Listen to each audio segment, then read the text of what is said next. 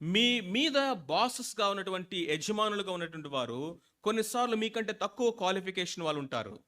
కానీ చాలా సార్లు మనం బయటికెళ్ళామనుకున్న తెలుసా? నేను ఎంటెక్ చదివాను. వాడు డిప్లొమా వాడు క్యాండిడేట్ ఆడు. ఆడు ఎక్స్‌పెరిమెంట్స్ మీదొచ్చి ఇప్పుడు నా మీద ఏం చేస్తున్నాడు? అజమాయిష్ చేస్తున్నాడు. ఆడికేం తెలుసు?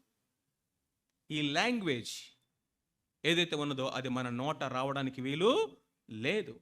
కొన్నిసార్లు వారికంటే మనం ఎక్కువ స్కిల్‌ఫుల్‌గా ఉండొచ్చు. క్వాలిఫైడ్ అయ్యుండొచ్చు. అయినప్పటికీ, అయినప్పటికీ we have to submit to the authority.